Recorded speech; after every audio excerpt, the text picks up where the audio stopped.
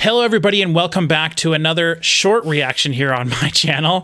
I'm back with the two buddies who are doing Metallica with me, and we are going to listen to the hashtag Stanger 2015 project, where the band members decided to re-record Metallica's Saint Anger using the best technology that they had available to them. I'm pretty sure they did this all on their own. Not Metallica didn't do this. No, the two guys. Some dudes. Did I say Metallica? You said the band members. The dudes in the band did it all themselves. What band? The Stanger band. Stanger's not a band. Stanger's not. That's just what they refer to the. Okay, sorry. Well, I don't know. Some guys did this, right? Three guys. I think they're all from different bands. Yeah, they were. But my point was that the guys who are involved, the guys we're going to hear playing all the instruments and singing, are the guys who recorded and produced this whole thing. See, that whoever they makes may more be. Sense. The way you said it was confusing. Well, I'm stupid and probably delirious. Let's I'm so talk tired. for 45 minutes before we listen to this. I was just going to go right into it, but if you want to. Thank God. I can't. What is that like? So the idea here is that they were dissatisfied with what Saint Anger sounded like, right? And so they went in. Legitimate complaint. Right, as we just talked about for 3.5 hours. Ish. So then we went. So these guys went and recorded their own version of it, and I think that the guy does. From what I've heard, I have not heard a second of this. The guy does a pretty good James Hetfield impersonation. So it wasn't that they're just like re-recording the album as them. I think they were trying to make it as faithful to being Metallica as possible. They did such by shaving off over 3 minutes. Yeah, the two songs we decided we were going to listen to is Some Kind of Monster and Unnamed Feeling. Or no, sorry, not Unnamed Feeling. Shoot Me Again. And so we're going to do Some Kind of Monster first. And yes, as I look at it, it's only 5.5 minutes, whereas the original version is 8 minutes and 25 seconds. So we'll see what we get. Are you ready, Chris? I'm ready. All right. In 3, 2, 1.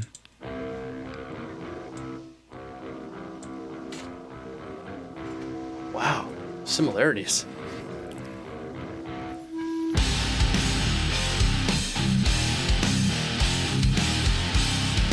Sounds great. It sounds kind of MP3ified, but yes. The guitars are like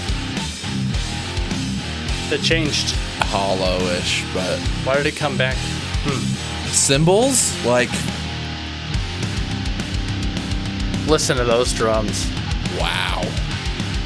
Man. Listen to the decay on the guitars.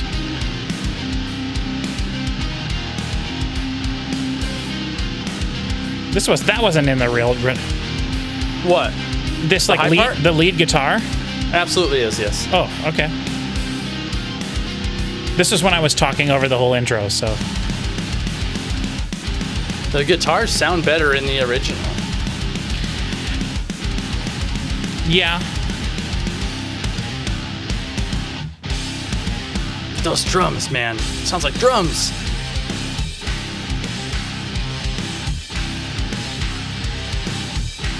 It's a China.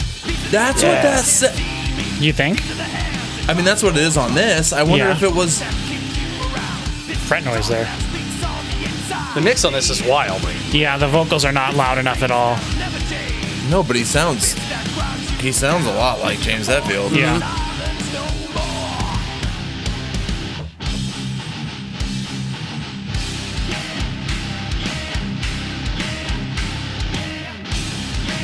I don't remember any part. Boy, you really did not listen to this song. Sorry. It was like 3 hours ago.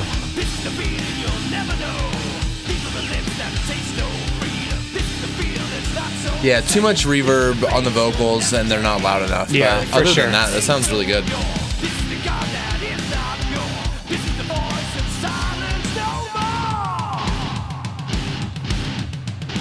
That was not a great ending note, but whatever. I don't think we can exactly be picky about his vocal performance after listening to the original Saint Anger. I think we totally can. The vocals sound so good on Saint Anger.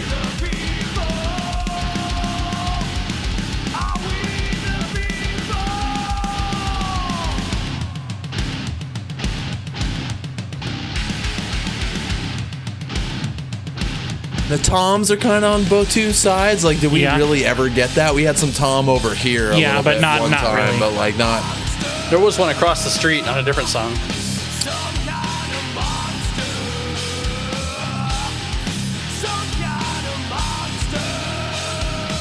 This sounds like Trivium. Kind of ish. I think they would sound better than this just because, and you have to take into consideration that the tools that these guys had to work with. Yeah, this wasn't a high budget production. No, but not at all. It sounds really good. And yes.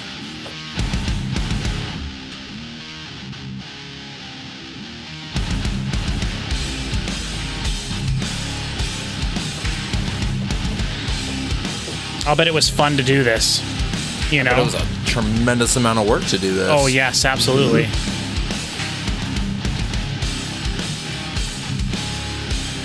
You know, probably we won't be able to use the actual audio in this video, like this. I don't know. I feel like, I mean, this isn't a band. Like, this is nothing. No, I agree. And since it's illegal that they did this anyway in the first place, they should absolutely let us use it, I would assume.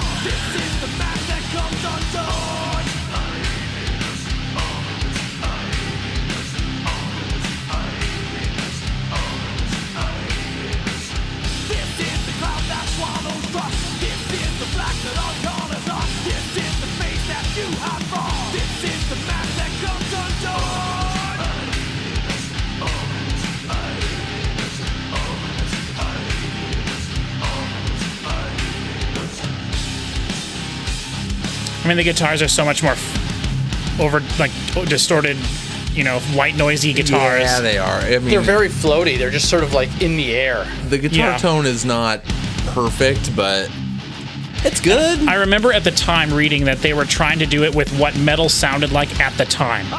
Like they wanted to try to make it sound like the other albums of 2015.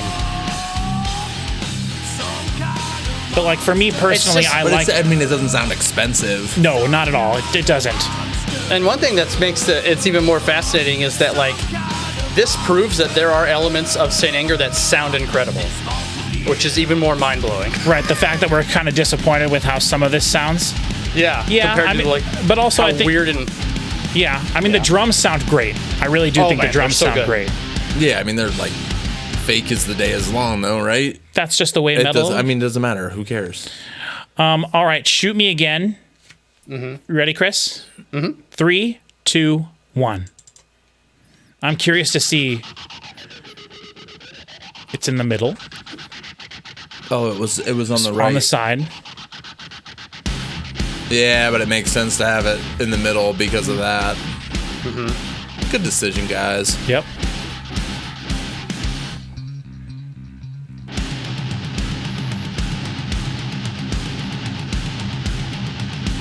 The bass has no character to it in any of this at all, but I mean, I guess. That little part did. No, it did, but I just mean the way it sounds. Like it's not mixed with any character to it whatsoever. No. It's just cares based on the record. Right. I can't wait to get to the chorus. Or the... Man.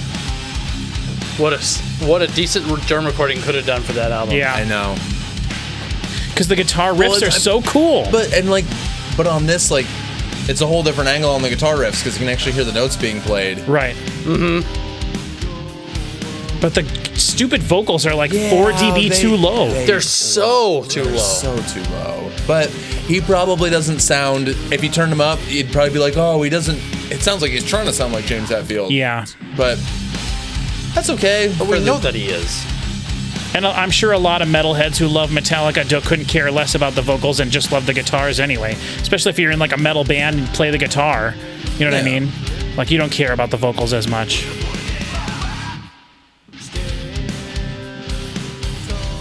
But like, if they have the vocals this low and they get to that really cool part. Shoot me again, I ain't dead yet. Come on, shoot me again, I ain't dead yet. That's how loud the vocals should be the whole time. Yeah, and right there instead of out somewhere. Dude, that is so badass. It's so cool. Yeah. That's like my favorite part in any Metallica song. Maybe not, but that's really cool.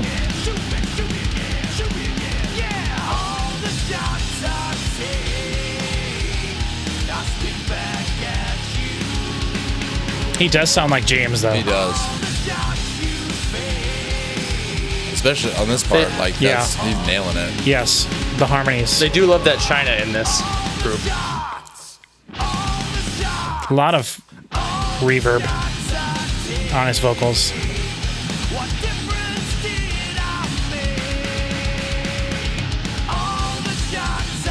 Hey, let's stop this song, Chris. And let's do All Within My Hands. Because they shortened that one by 3 minutes as well. And I'm really curious how they do some of those guitar riffs. Okay, ready? Yep. 3, 2, 1.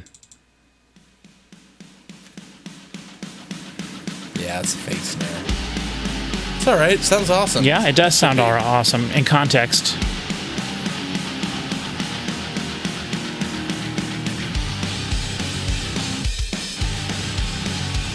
Low frequency in the kick drum. Oh my god. Yeah, it's the What's kick. it like? I forgot what it was like. Yeah, that was my biggest problem with the album. This sounds so much better because of this. Because of that kick. But you're right, it is all totally fake drums. But whatever. Doesn't matter, you want though. them to sound good, just program them in. Yep. Put them in Steven Slate or whatever.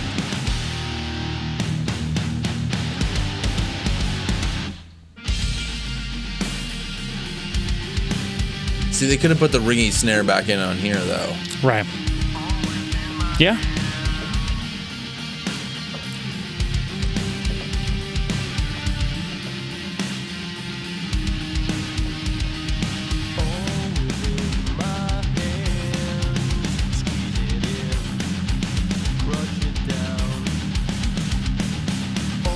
That reminds me of something. This is a little Chevelle sounding right now. You know, that's a good thought. Yes. That what? Chevelle. It There's a sounds bit, like little Chevelle. Chevelle sounding, but only in this and not in the original. Might be the guitar tone. I like that it's clean on the original version. That little I agree. Yep.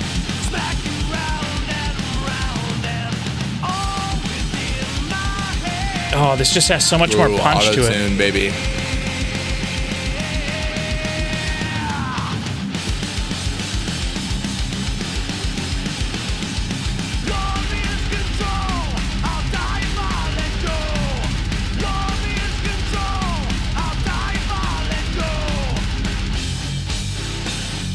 I feel like some of these songs are a little faster.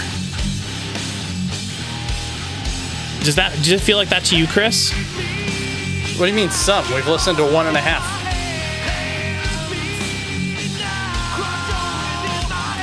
I don't think so, Noah. You don't okay. Maybe not. I think that there was just so much definition in the double bass on that part that it sounded as fast as it should have. Yeah. I don't know. It's this kind of part that makes it feel faster to me, though. Oh, But okay. maybe not.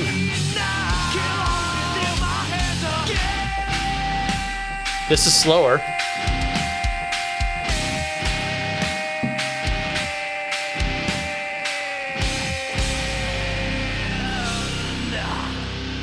Nah. Squeal. You might be right. This is It's a like little the bit same faster, one I from think. Metalocalypse. He just grabbed squeal.mp3 and might put it in have. the track.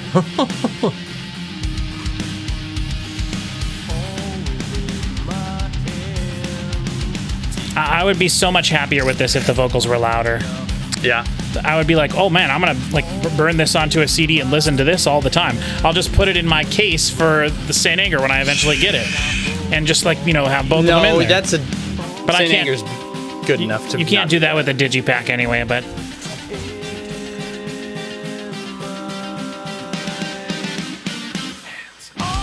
there was a second disc that came with this album, though. Saint Anger. I think it was a bonus. I'm not sure. Maybe not. Maybe it didn't.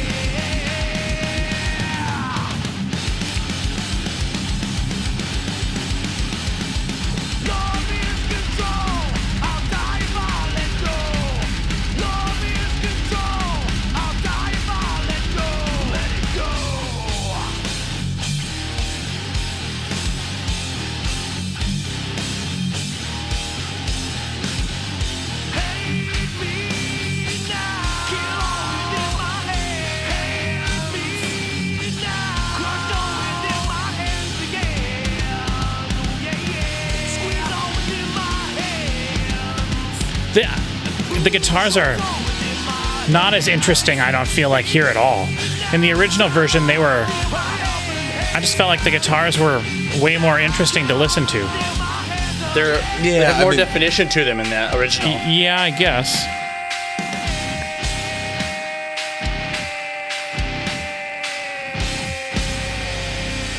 And kudos to that dude for singing. That's a long note.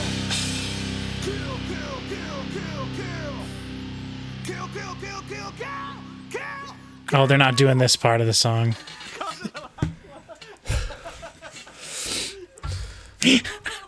I mean, just to show what that's like, though, like, because, right, whatever, I don't know anything about these guys, but I'm guessing that they're just some dudes that are, like, extremely skilled and wanted to go learn. Daryl and Chris of Grace the Skies, and Dave from Adust, or A-Dust, maybe. So but like, it sounds good and it's cool as an experiment. I mean, I agree, and that's what it is. It is just an experiment. It's them having fun. I'm sure it was a lot of work put into it, though. But learning those songs and having to go record it all, but yeah, I mean, it's kind of easier when you have it all, the template all there, and you just got to learn them and go record it. But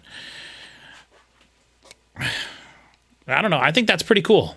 It's super cool. I do. It is cool. I wish. And if Metallica would have done that, if they would have made the drums sound like that and the guitars sound like that some of the time, not all of the time. Right. And same thing with the drums. Like, that would be my favorite Metallica album. I think that's not true. I don't know. I think that it would be one of my favorites for sure. I really liked a lot of the things that were going on with Saint Anger. But yeah, just the production is what's holding it back. Absolutely. I think that album there reinforced to me how good the guitars in Saint Anger actually are, in terms of like when they were so much. I think you're just thinking that because not they're always real. When they were playing that by them, when the guitars were by themselves on anytime on Saint Anger, they sounded phenomenal. Right, but then once everything else came in, they sounded pretty good and they had a lot of character. I liked it. I like them a lot. They had just there I would even say that I liked the way the guitars sounded on Saint Anger, tone-wise, more than even Load and Reload. But Load and Reload just had massive kick and snare, and every other part of the mix was great. And I do love the way the guitar sounded as well. But I really like the garagey, more raw sound to the guitars on Saint Anger. It's just that once everything else came in, the song was ruined, basically. So it's like, I don't know. Really. I mean, it sounded like the guitars were just so loud and close, and like they had a lot of definition. But then when everything else came in, like they were already so much of the mix, nothing had any room to exist until you cut half the guitars out, I think. To me, it was the fact that everything changed so much. I mean, we talked about it in our Saint Anger reaction. So if you've come across this video and you didn't go watch that one, definitely go watch that one. But it was the inconsistent. Well, I can't even say inconsistently. It was just the constantly changing frequency range you were hearing in every single instrument. But I don't know. Now that after we did that, I think that is sort of the saving grace of the production of that. That it's just so crazy. Because if it was the same all the time, if you took for the first few seconds of Frantic and that happened for 73 minutes, I would have probably got up and left.